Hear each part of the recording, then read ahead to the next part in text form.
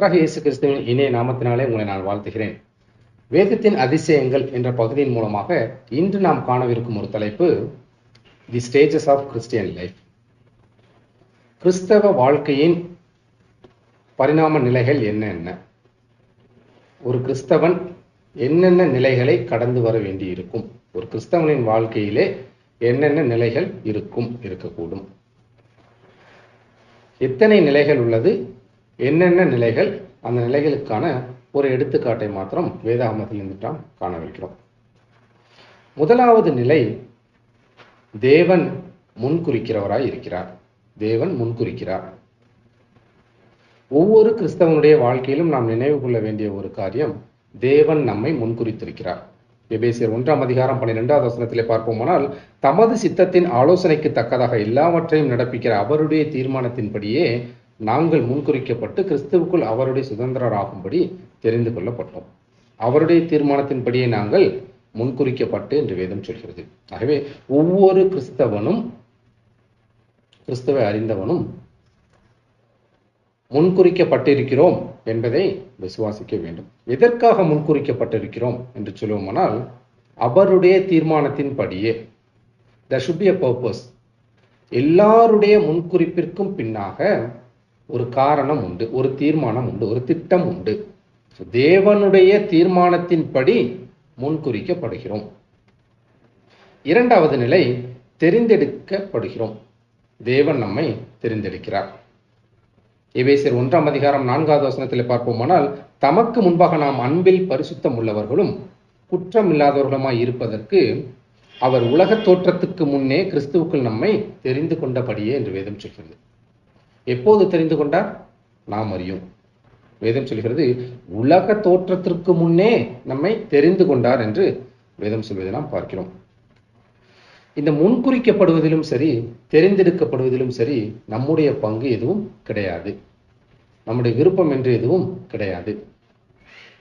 வேண்டுமா வேண்டாமா என்று தீர்மானிப்பதற்கு நமக்கு ஒன்றுமே கிடையாது.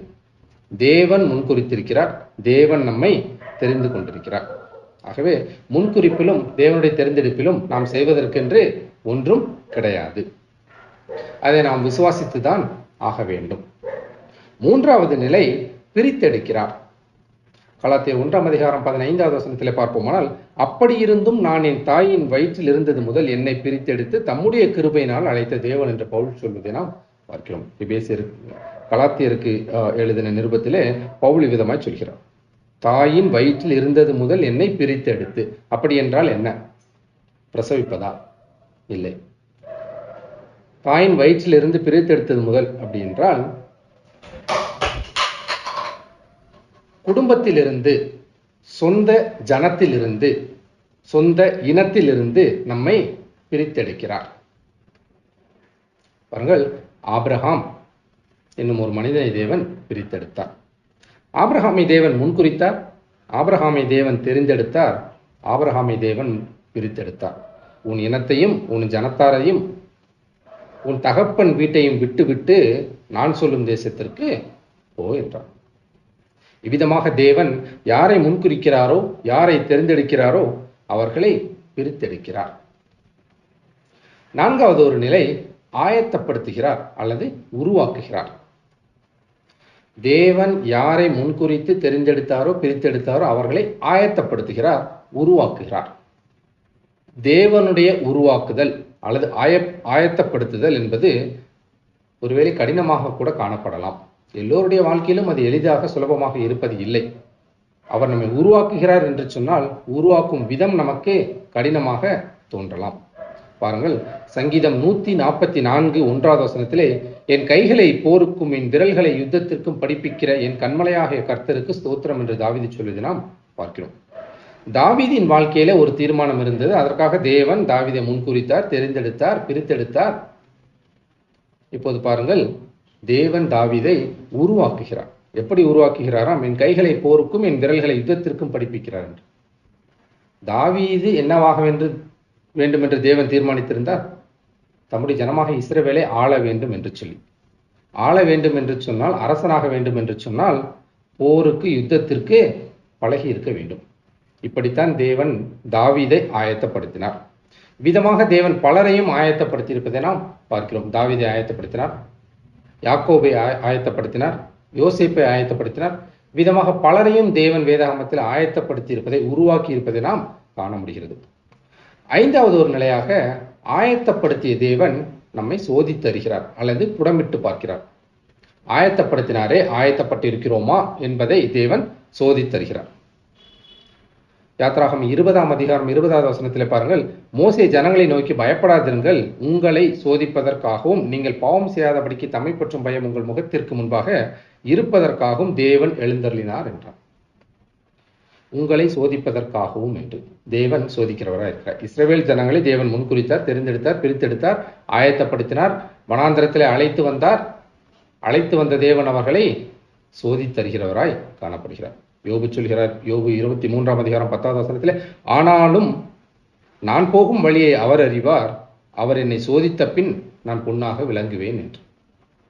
சங்கீதம் 66:10 சொல்கிறது, தேவனே எங்களை சோதித்தீர், வெள்ளியை புடமிடுகிறது போல எங்களை புடமிட்டீர் என்று. அப்படி என்றால் கிறிஸ்தவனுடைய வாழ்க்கை நிலையிலே சோதித்து அறிகிற நிலை அல்லது புடமிட்டு பார்க்கும் நிலை என்பது நிச்சயமாக உண்டு. யாரை ஆயத்தப்படுத்துகிறாரோ, ஆயத்தப்பட்டு இருக்கிறாரா இல்லையா என்பதை தேவன் சோதித்தருகிறவராய் காணப்படுகிறார். ஆபிரகாமை சோதித்தார். விசுவாசிகளின் தகப்பன் என்று சொல்லப்படுகிற ஆபிரகாமை தேவன் சோதிக்கிறவராய் காணப்பட்டார். யோபுவை சோதித்தார், தாவீதை சோதித்தார், யோசேப்பை சிறையிலே சோதித்தார். ஏன்? 40 நாட்கள் ஆயத்தமாகிக் கொண்டிருந்த, ஆயத்தப்படுத்தப்பட்ட, உருவாக்கப்பட்ட இயேசுவானவரை ஆயத்தத்திற்கு பின் சோதித்து பார்ப்பதை நாம் காண முடிகிறது. ஆகவே தேவன் ஆயத்தப்படுத்துகிறவர்களை, உருவாக்குகிறவர்களை சோதித்தருகிறவராய் காணப்படுகிறார். 6வது நிலை என்னவென்று சொன்னால், யாரை சோதித்து புடமிட்டு பார்த்தாரோ அவர்களை அழைக்கிறவராய் தேவன் காணப்படுகிறார். எபிரேயர் 5ஆம் அதிகாரம் 4வது வசனத்தில் பார்ப்போமானால், மேலும் ஆரோனை போல் தேவனால் அழைக்கப்பட்டால் ஒழிய ஒருவனும் இந்த கனமான ஊழியத்திற்கு தானாய் ஏற்படுகிறது இல்லை. அப்படி என்றால் ஆரோனுக்கு என்று ஒரு தீர்மானம் தேவன் வைத்திருக்கிறதை நாம் பார்க்கிறோம். அந்த தீர்மானத்திற்கு தேவன் ஆரோனை அழைத்திருக்கிறார் என்பது உறுதியாக காணப்படுகிறது. ஆகவே யாரை தேவன் முன்குறித்து தெரிந்தெடுத்து பிரித்தெடுத்தாரோ, யாரை ஆயத்தப்படுத்தினாரோ, ஆயத்தப்படுத்தினவர்கள் ஆயத்தமாய் இருக்கிறார்களா என்று சோதித்தறிந்தாரோ அவர்களை தேவன் அழைக்கிறவராய் காணப்படுகிறார். ஆபிரகாமை அழைத்தார், ஆரோனை அழைத்தார், ஏசாயாவை அழைத்தார். யார் என் காரியமாய் போவார் என்று ஏசாயாவை அழைத்தார். பேதுருவை அழைத்தார் தேவன், பவுலை அழைத்தார். என் பின்னே வா என்று பேதுருவையும் சீடர்களையும் அழைத்தார். தேவன் அழைக்கிறவராய் காணப்படுகிறார். 7வது ஒரு நிலை என்னவென்று சொன்னால், தேவன் யாரை அழைத்தாரோ அந்த அழைப்பை அவர்களுக்கு வெளிப்படுத்துகிறவராக காணப்படுகிறார்.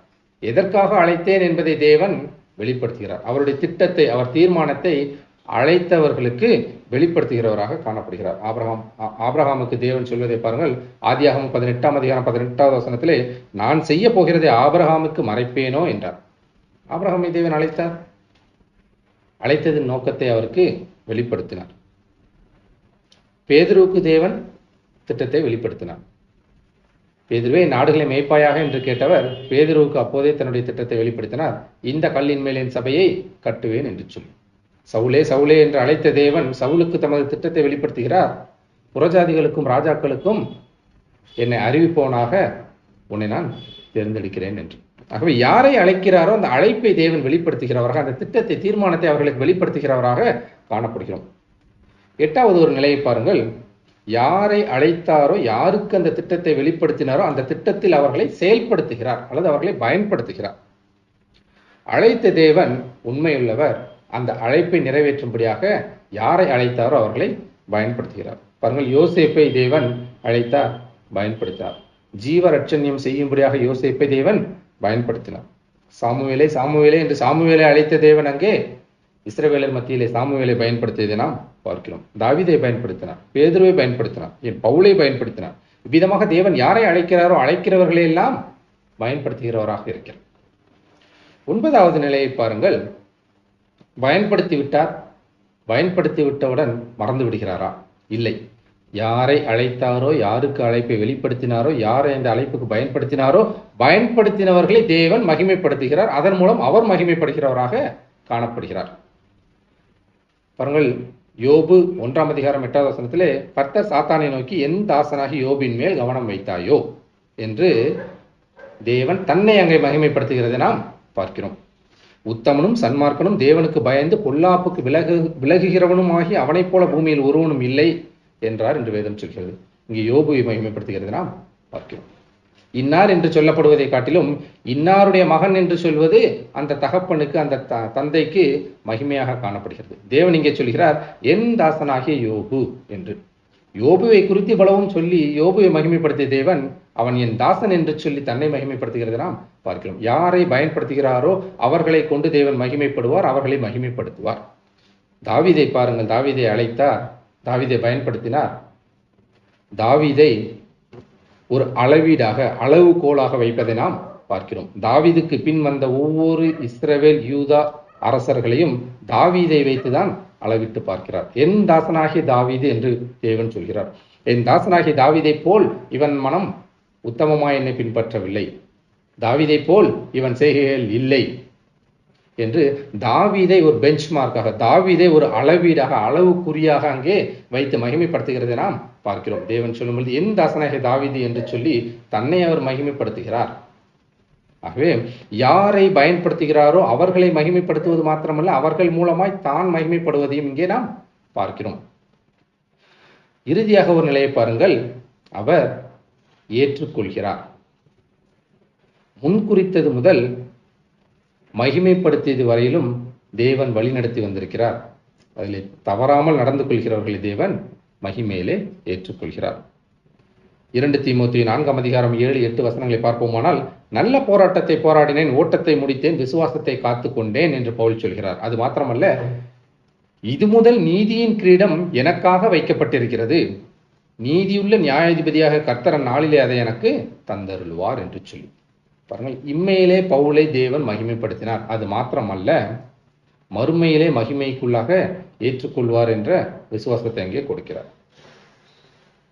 இப்படியாகத்தான் தேவன் ஒவ்வொரு கிறிஸ்தவனுடைய வாழ்க்கையிலும் 10 வெவ்வேறான நிலைகளை வைக்கிறார்.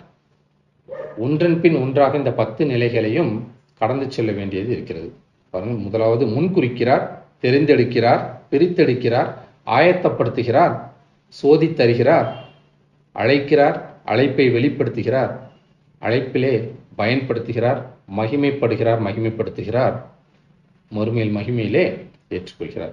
எந்த ஒரு கிறிஸ்தவனும் இந்த 10 நிலைகளையும் தன்னுடைய வாழ்க்கையிலே கடந்து செல்ல காண முடியும். இப்படி வேதாகமத்திலே ஒரு எடுத்துக்காட்டை நாம் பார்க்க போகிறோம். இந்த 10 நிலைகளையும் தன்னுடைய வாழ்க்கையிலே நிறைவேற்றி அல்லது கடந்து வந்த தெளிவான ஒரு எடுத்துக்காட்டை, பல எடுத்துக்காட்டுகள் இருக்கிறது, அதில் ஒரு எடுத்துக்காட்டை நாம் இப்போது பார்க்க போகிறோம். யார் அந்த நபர் என்று சொன்னால், மோசேயை குறித்து நாம் பார்க்கலாம். தேவன் மோசேயை முன்குறித்தார். இஸ்ரவேலர் நிச்சயமாக 400 ஆண்டுகள் அங்கே எகிப்திலே அடிமைகளாக இருக்க வேண்டும், அவர்களை ரட்சித்து அவர்களை வழிநடத்தி வருவதற்கு மோசேயை தேவன் முன்குறித்தார். முன்குறித்த தேவன் மோசேயை தெரிந்து கொண்டார். பாருங்கள், பார்வோன் அங்கே குழந்தைகளை எல்லாம் பிரசவத்தின் போதே கொண்டுவிட வேண்டும் என்று மருத்துவ சிகிச்சையில் சொல்லும் பொழுது தேவன் அங்கே பிள்ளைகளை காப்பாற்றுவதை பார்க்கிறோம். அதையும் தாண்டி ஆண் பிள்ளைகளை எல்லாம் நதியிலே போட்டுவிட வேண்டும் என்று சொல்லிய போது எல்லா குழந்தைகளும் நதிக்குள்ளாக போடப்பட்டது. ஆனால் மோசே மாத்திரம்தான் நதிக்கு மேலாக மிதந்ததை நாம் பார்க்கிறோம். நாணற்பெட்டியிலே வைத்து மோசே அங்கே காப்பாற்றப்படுகிறது நாம் பார்க்கிறோம். தேவனுடைய முன்குறிப்பும் தெரிந்தெடுத்தலும் மிகவும் விசேஷித்த விதமாக இருக்கும்.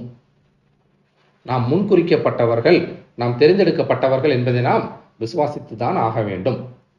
தேவன் யாரை தெரிந்து கொள்கிறாரோ அந்த தெரிந்தெடுப்பு என்பது மிகவும் அருமையானது, மிகவும் விசேஷித்தமானது.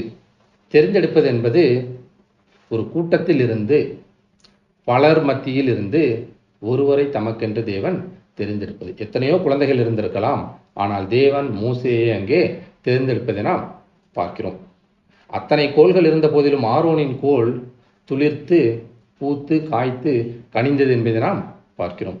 தேவனுடைய தெரிந்தெடுப்பு விசேஷித்தமானது, வெளிப்படையாக நமக்கு உணர்த்தக்கூடியது.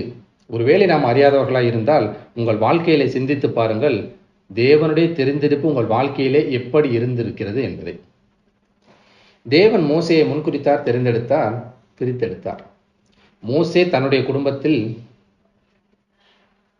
தன்னுடைய குடும்பமாக வளராமல் பார்வோனின் மகள் என்னும் பெயராலே வளர்க்கப்பட்டான். இஸ்ரவேலிலிருந்து பிரித்தெடுக்கப்பட்டு எகிப்தியன் என்ற நிலை மோசேக்கு அங்கே கொடுக்கப்பட்டது. தேவன் இஸ்ரவேலில் இருந்து, அந்த லேவி கோத்திரத்திலிருந்து, அவனுடைய குடும்பத்திலிருந்து தேவன் மோசேயை பிரித்தெடுப்பதை நாம் பார்க்கிறோம். மோசேயை தெரிந்தெடுத்த தேவன் இப்போது பிரித்தெடுக்கிறார். தேவன் மோசேயை பிரித்தெடுத்தது மாத்திரமல்ல, ஆயத்தப்படுத்துகிறார் அல்லது உருவாக்குகிறார். அப்போஸ்தலர் 7ஆம் அதிகாரம் 22வது வசனத்திலே பார்ப்போமானால், மோசே எகிப்தியருடைய சகல சாஸ்திரங்களிலும் கற்பிக்கப்பட்டு வாக்கிலும் செய்கையிலும் வல்லவனானான் என்பதை நாம் பார்க்கிறோம். யார் கற்றுக் கொடுப்பது? எந்த தேவன் மோசேயை முன்குறித்தாரோ, தெரிந்தெடுத்தாரோ, அவன் குடும்பத்திலிருந்து இஸ்ரவேலிருந்து பிரித்தெடுத்தாரோ, அந்த தேவன் மோசேயை இங்கே ஆயத்தப்படுத்துவதை நாம் பார்க்கிறோம். எதற்காக ஆயத்தப்படுத்துகிறார்? தம்முடைய தீர்மானத்திற்கென்று மோசேயை அங்கே ஆயத்தப்படுத்துவதை நாம் பார்க்கிறோம். எதிலே ஆயத்தப்படுத்துகிறார்?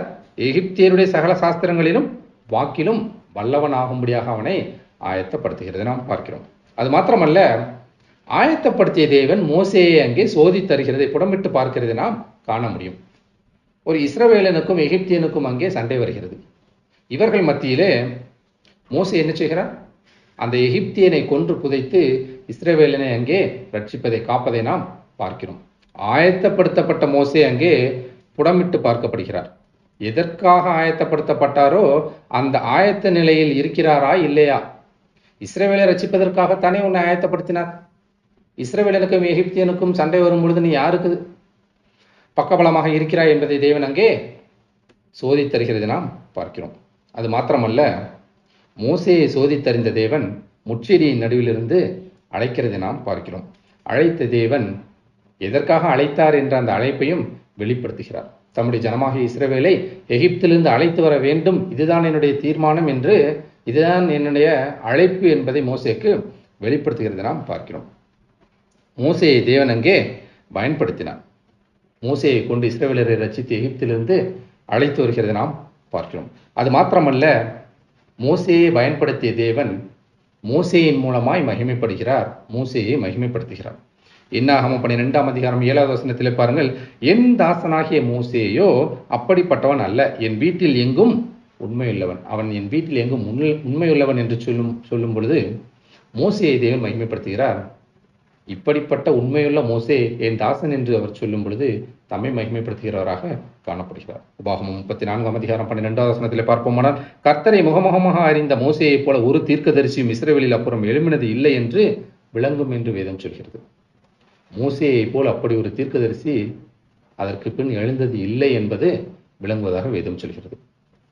பாருங்கள், மோசேயை தேவன் முன்குறித்தார், தெரிந்தெடுத்தார், பிரித்தெடுத்தார், ஆயத்தப்படுத்தினார். ஆயத்தத்தின் இறுதியிலே சோதித்தறிந்தார், அழைத்தார், அழைப்பை வெளிப்படுத்தினார். அழைத்த தேவன் மோசேயை பயன்படுத்தினார், மகிமைப்படுத்தினார், அவரும் மகிமைப்பட்டார். தேவன் மறுமையிலே மோசேயை ஏற்றுக்கொண்டார். பாருங்கள், உபாகம் 34:6 அவர் அவனை மோவாப் தேசத்தில் உள்ள பெத்பேயோருக்கு எதிரான பள்ளத்தாக்கிலே அடக்கம் பண்ணினார். இந்நாள் வரைக்கும் ஒருவனும் அவன் பிரேதக்குழியை அறியான். தேவன் மோசேயை ஏற்றுக்கொண்டார்.